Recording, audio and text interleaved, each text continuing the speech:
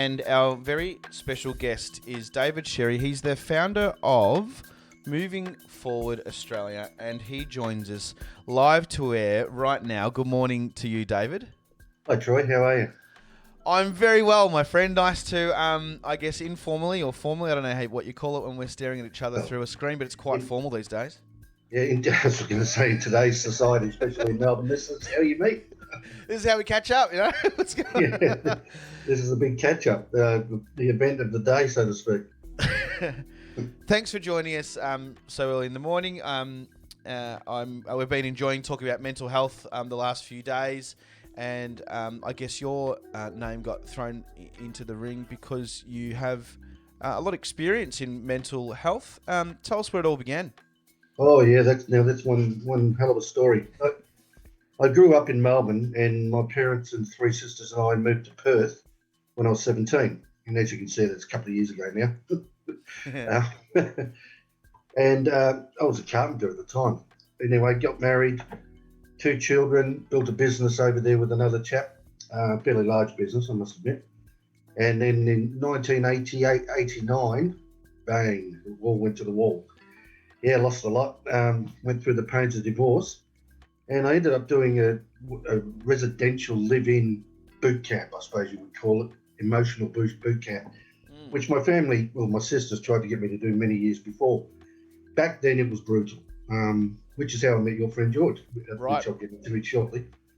And it changed my life. I never knew anything about feelings, emotions, find yourself, all that.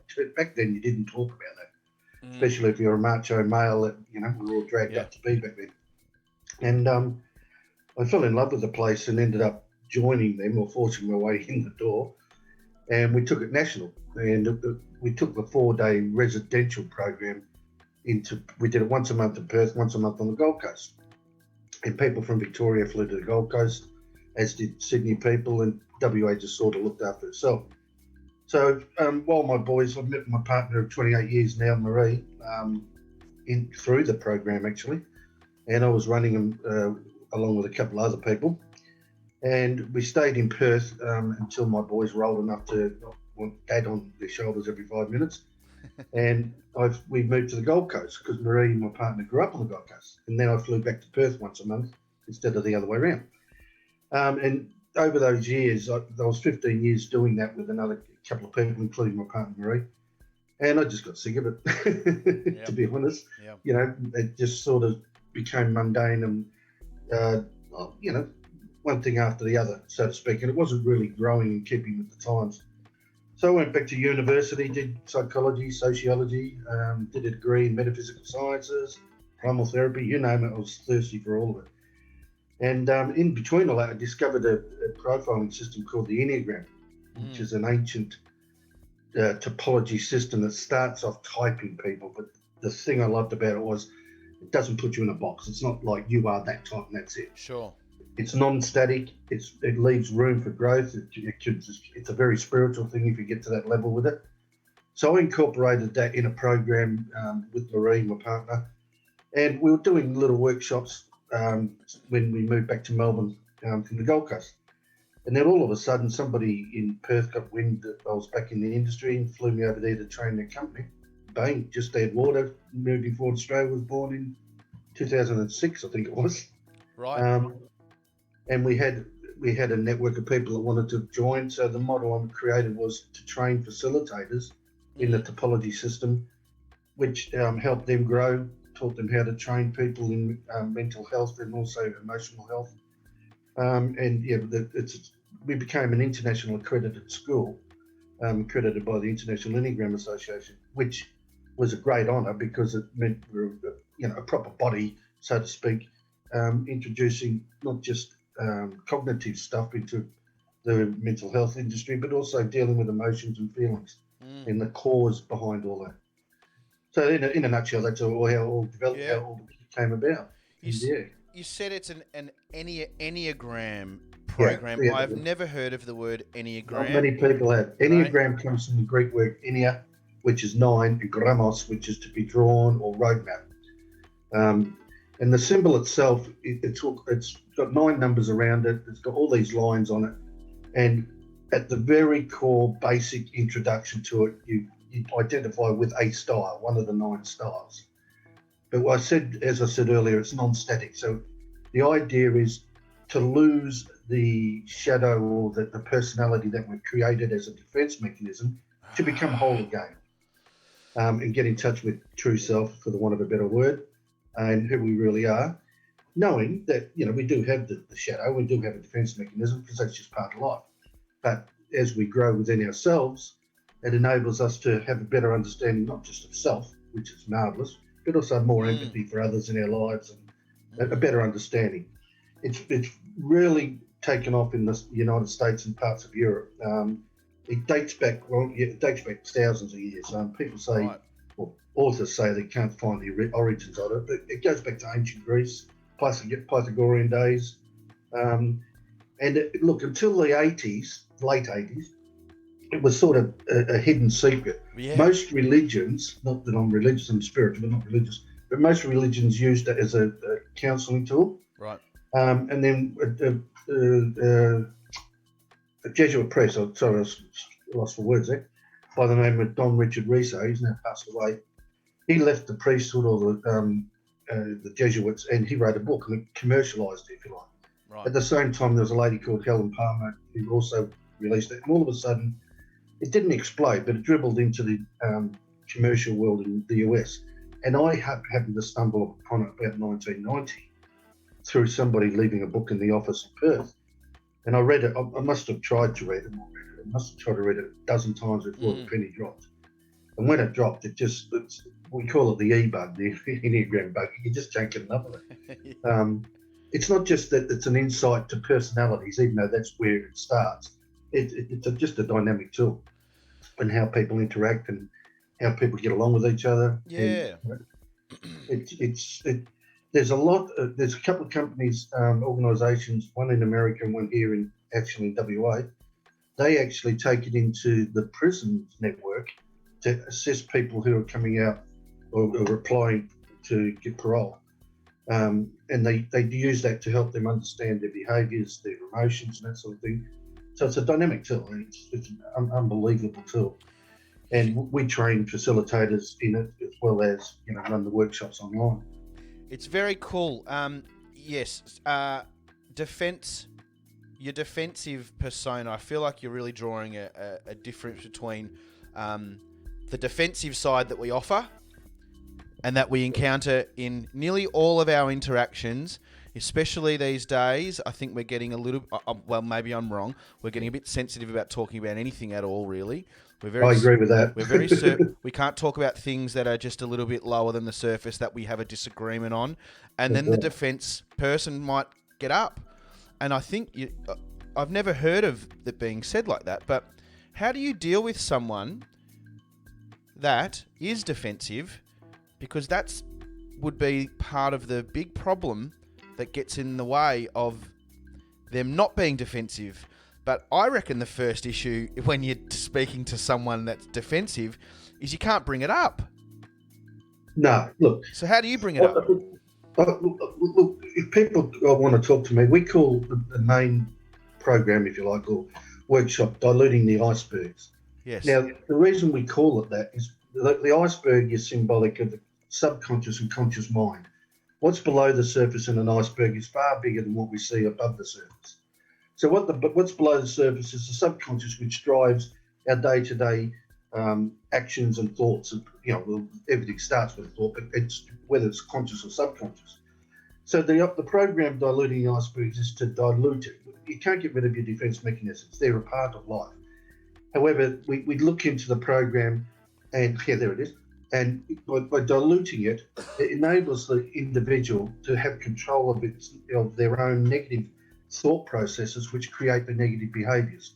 So if somebody says are defensive, which they usually are when I first meet them, I say to them, you're not your defences, you are who you are that you're defending. And we only react when the illusory image of ourselves feels threatened. So people who are defensive, that's where the empathy comes in. They're defensive because they're protecting themselves from pain and negative feelings that they feel either about themselves or situations or whatever. which goes back to childhood. Any psychologist will tell you, goes back to childhood. Decisions we make doesn't necessarily mean they're correct, but in the own individual persona, that's how we perceive it. So therefore, that's how it must be. We're not aware of them. I mean, when I back in 1990, whenever it was 89, when I had no idea of any of this stuff. I thought, what do you mean? One of my relatives actually said to me, do you want to find yourself? And I like the song you put on earlier. Yeah. And I said, find myself. I know exactly where I am. I could not be further from the truth. That's it. Exactly. You ask someone that. Yeah. And they're like, well, who are you to tell me, acknowledge that I'm actually don't know what I'm doing? Not you. I say to people, and it's because once, look, it sounds like it's all born again and all that. It's not that way at all. It's getting in touch with the true nature and not being afraid or feel bad about who you are and all that sort of thing. But the process is to deal with the original cause, which is what they call the major primal scene back in childhood. To get there, we've got to go backwards to move forward, excuse the pun. Mm-hmm. So over the process, people deal with all these major issues throughout their life that are important to them. Whether their perception of it's true or false doesn't matter, because most of our own individual worlds, believe it or not, are deluded through our perception. That's why one example I give is if you witness a car accident and you get three people who witness it, you're going to get three different versions of what happened. Because in what we witness in that nanosecond or minutes or whatever, every experience we've had that goes through this thing up here called the brain deciphers through our perception what we saw or what we thought we saw. And that's why they say the saying goes, as I said before, we only react when the illusionary image of ourselves feels threatened. So wow. I said people don't win arguments. All you do is try and prove your own perception of what's going on. Yeah, and they're all different. Yeah, and the amount, and don't believe me, I'm no angel, no saint. Sure.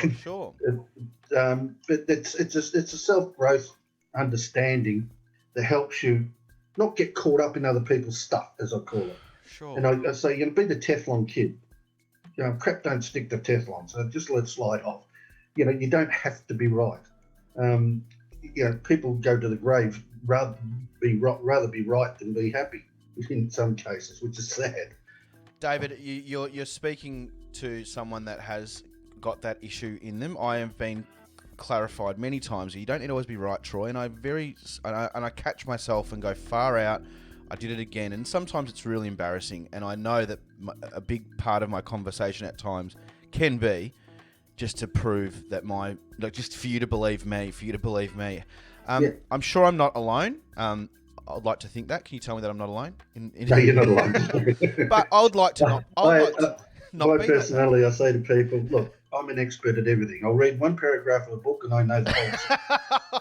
And if you want to argue, I've got the words to shut you down.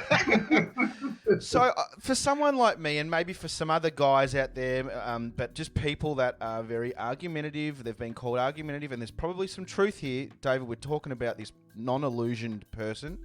How do you help or address, and we've got some comments going off in the chat, rewire someone like myself, or the example that I'm talking about? The easiest, one of the people I'm coaching in Perth at the moment, Visor,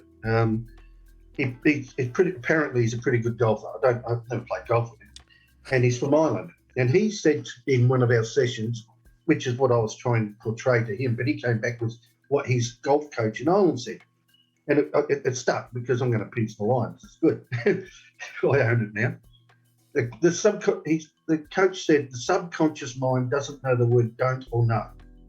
And I said, okay, what was his example? He said, well, you're standing at the tee to hit the golf ball and you think to yourself, don't hook it to the left. And guess what? You hook it to the left. So I say to people, don't think of a pink pig. You still think of a pink pig. I said, yeah, right? Sure. So in that nanosecond, we're interpreting and perceiving what we think is said. Many times I say to somebody in sessions or groups, just repeat back what I said, and 99% will not repeat back word for word, because people hear, but they don't. They listen, but they don't hear. So if it's an important thing that you want to say to somebody and understand that they hear what you're saying, you get them to repeat it back, not in a superior manner. Like I'd say, Troy, what did I just say? Can you just repeat so I understand? I'll let you know properly. When you repeat it back, if it's incorrect, which 99% of the time it probably would be, I'd say, no, what I said was, now you're listening. Now what happens in that nanosecond, the chemical or the neurotransmitter in the brain called dopamine kicks in and allows concentration instead of the opinion of the subconscious, conscious, or your thought processes. A lot of people listen with their answers running because that's their defenses. And I'm an expert at that. When you really need to listen, you need to stop and concentrate. So dopamine and serotonin, which is the mood neurotransmitter, oxytocin, all of these chemicals, 90% of dopamine and serotonin are produced in the gut. So people say, okay, let's do CBT, which is cognitive behavioural therapy, to fix your anger issues, let's say. I say, garbage. CBT's got a place out there, don't get me wrong. I'm not saying it's wrong, not by any means, but it's long. I'm in St Kilda Road, in an apartment, and next door is an office block when it's open. I've got to have my dig. And in there is there's a psychiatrist clinic. And one day I was coming back from my walk and I thought, I'll stop and have a coffee. So I sat down in my walking gear, it must have looked like a real hobo, and my ear was hanging off because they were at the table next to me. And the lady said to me, do you want to come and join us? Mine? So we sat down and we had a very good conversation, and it wasn't heated, but it was debatable, let's put it that way. And I said, okay, guys, let me leave you with one thought. One thought, nothing else. Nothing changes till the feelings change. And I'll give you an example. Let's say we get hold of Troy and we put him in the psychology department of the library in the middle of the city there, Swanston Street. Leave him there for 6 months to read all the psychology books, all the psychiatric books. He'll know a lot, but nothing's changed. He's just cleverer. Nothing's changed. The feelings are still there. So I say deal with the feelings, then take on the CBT, then take on the rewiring and retraining of the brain process. Because we are feeling beings, especially as kids. Kids are sponges for feelings. A lot of people say, oh, my kids have never seen us argue. You don't have to argue. Kids operate on vibrations. We've all been there. You walk into a dinner party or something, you know that the couple just had an argument. It's like walking in on ice. So the vibrations and the feelings is what makes us move. It's so true. So true. It is true. Oh, wow. We've got a few wows going on in the chat right now. There's some people that are really hooked into what you're talking about now. I can sense it in the chat line. It's like, I say to people, so how's your day been? Good. No, it's not. You don't even have to tell me. Sure. There's a lady in Perth, I said to her in jest, you're one of those people that I would say, so how's your day? Please don't answer that. Sure. And a lot of people like to tell their story because they need to be heard instead of dealing with the feelings. Now, in saying all of what I just said, I am not by any means saying anything against psychiatry. No way. I've studied the psychology myself. The thing is, a lot of people don't have the time and the focus that I can do with my colleagues in what we do. Sorry, if you go to a psychologist, they're flat out, especially with COVID. I mean, it just keeps coming, 1 hour after another, and yes, they're doing a great job with what the resources they've got to work with. So let's talk about, David, this is brilliant. Let's talk about anxiety. A very common word that's attached to mental health. Something that we all have experienced at least once. Absolutely. It might be fleeting. Let's talk about how, how to get control of it, especially when it's not going the way you want it to go, and it's becoming debilitating, and it's becoming very influential in your life to a point where you're losing relationships, friendships, your family are involved. Give us a degree of how anxiety plays a big part in our society today and how we can get control of that. It's a brilliant question or a request. I say to people, look, emotions and feelings are separate. Most therapists and that put them all in one bag. They're your feelings or they're your emotions. No. There's three basic emotions. Emotions are our reactions to an event or how we feel, a reaction. The feelings sit below the emotions, if you like, and that's who we are at that point in time.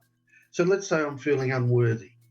The emotion attached to my unworthiness may be anxiety. So the more I suppress the unworthiness without dealing it, the anxiety will overcome.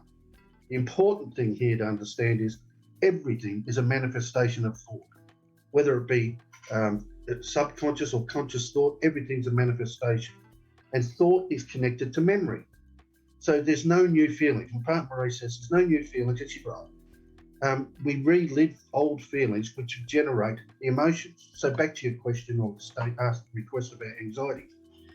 Anxiety, anger and fear are the basic three emotions and they're natural emotions. When I was growing up, which was a while back, anxiety wasn't an issue in society.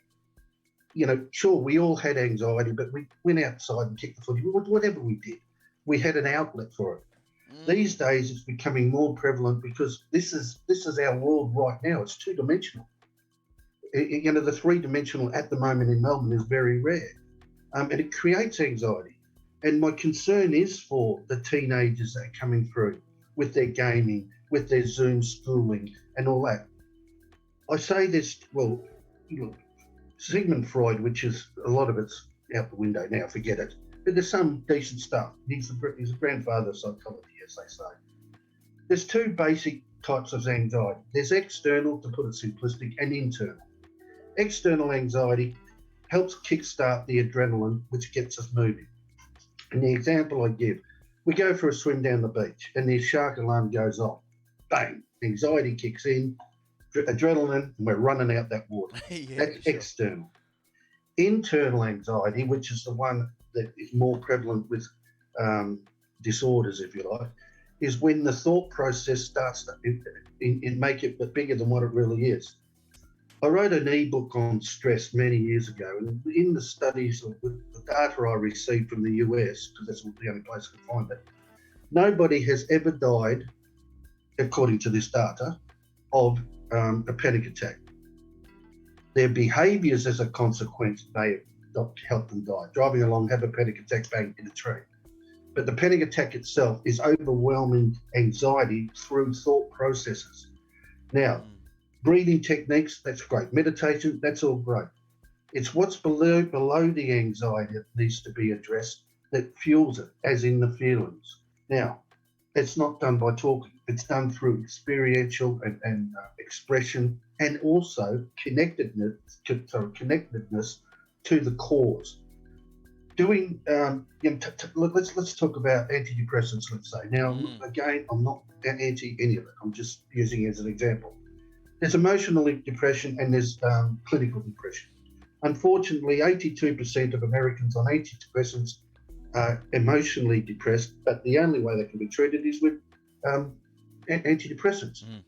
It's the feelings underneath that drive that and the thought processes that ignite the anxiety, the fear, the anger.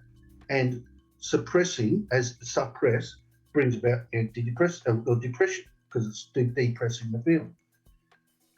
Handling anxiety is everybody's an individual. That's the other thing that has to be taken into account.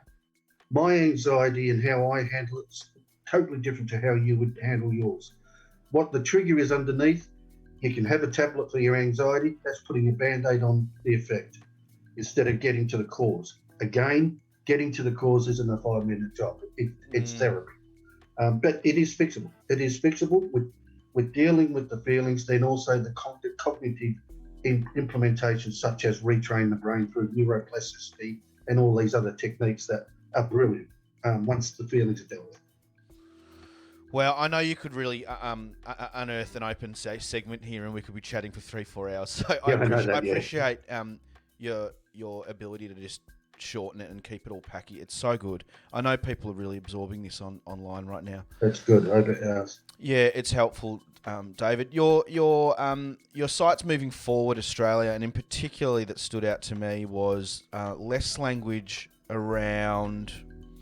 It's my own personal choice. Is I don't like to. I don't enjoy talking about what the problem is for ages, and I like to talk about the solution. I feel like your site, if anything, it's lent towards more of a solution-based Look, yeah, site. I've got a very close colleague or friend in LA. I met him in Perth. He did the program with me years ago, and he lives this stuff literally. And he built that site for me, and he asked me to be direct because that's the type of person I am. He said it's got to portray your personality when he built it. And I thought about it with Marie, my partner, and we decided, clear, precise, specific, and decisive. It's very much so. Get the fluffing up. You know, it's not there to sell anything. It's there to say there is hope. There is hope. It doesn't matter who you are. There is hope. And look, 5% improvement or 100% improvement, it's improvement. Let's talk about, I really want to get some information around the courses, because if there is someone there and we use this small window to invite someone to get on board with your programs, what do you call them, classes? It's one-on-one. We do it exactly like this on Zoom these days, one-on-one with myself. All the courses are different. There's 6 basic courses. Some are 10 sessions, some are 12 sessions, and it's once a week. There's written homework in between, and also physical exercises. I mentioned before about the neurotransmitters or chemicals being produced in the gut. There's health issues that can be dealt with through the vagus nerve, which is connecting the head with the gut. All these things in the courses are addressed over a period of time in a format. In saying that, as I said earlier, everyone's an individual. So session 4 for Troy might be different from session 4 for David, even though the format will be the same by the end of the process. And that's why it's one-on-one, because it is, you're dealing with mental health, which it's not just the 2 words anymore. There's major issues surrounding that. And I say to people, you're literally dealing with someone's mental life. So it can't be flippant with it. It can't be, okay, read this book and you'll be right. Because if you don't get right by reading this book, you feel worse, or whatever. So we get to the core issues. It's still done on a weekly basis because it helps build the trust. Totally confidential because we are accredited international school. It's totally confidential and it's individual. We did several years ago.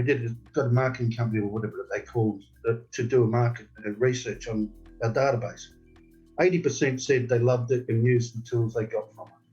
20% of that 20%, 80% said it was okay, but wouldn't do it again. And 20% of the 20% thought it was a load of rubbish. So they're pretty good figures. And some people over the years, some people have had a gun put to their head, literally do something or I'm leaving and all that. And they're the people that they don't really want to do anything, but they placate their partner or whatever. So for someone that wants to do something about, no, actually, I've got another question. How do we approach someone? You talked about intervention and how it kind of helped you kickstart this career off back many years back. I really caught that when you started talking about where this all began. Yeah. How do we invite that opportunity in that moment?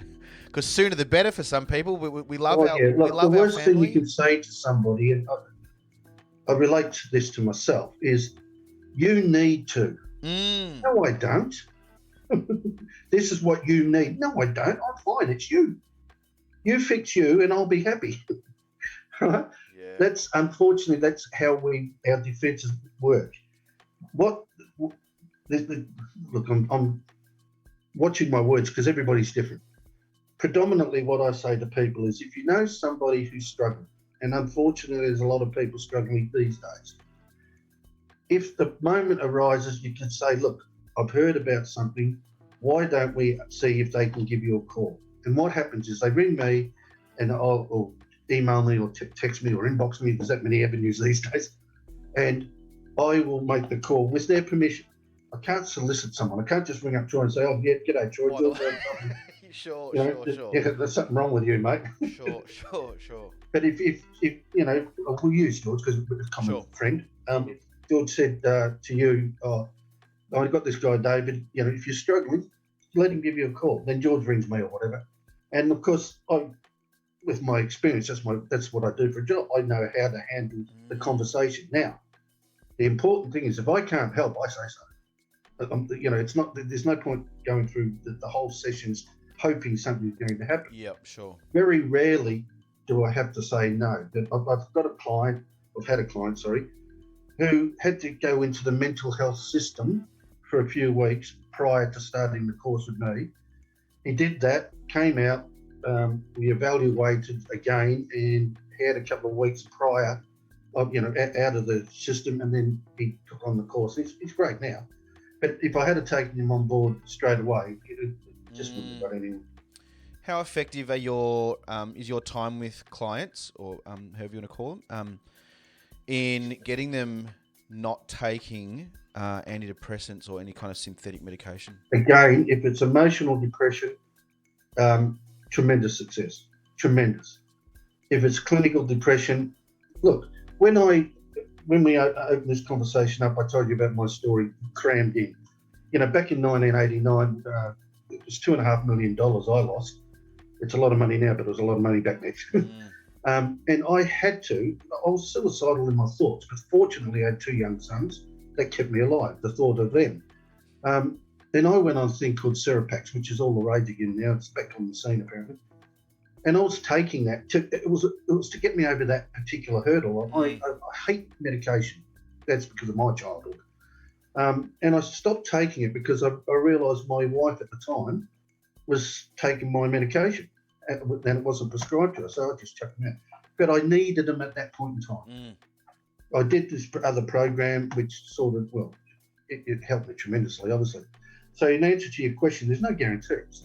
But I would say, without statistics, at least 80% of people who are emotionally depressed that deal with the cause and the feelings and the emotions can either wean themselves off or not require it at all. That's absolutely brilliant. Brilliant to hear. I've got one question come through from the chat before we let you go. Does Moving Forward offer EAP? No. Unfortunately, we're a private company. And look, I went to university, did psychology and all that, but didn't go through to become a psychologist because it was conflicting with my metaphysical sciences beliefs and the work we do in the workshops. We use psychology by all means. We use primal therapy, whatever suits the individual, we use as the tool.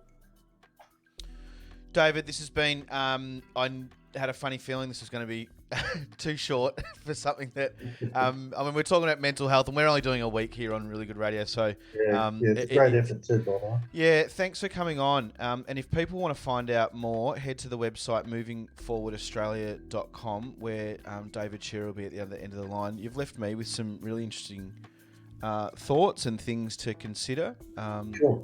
even in this short time, but I appreciate your time. I hope people contact you, and I'd love to get you back on as well, because this certainly is a very short conversation when you've brought up such provocative things. But I've got your email there. I'll shoot you through something on the Enneagram.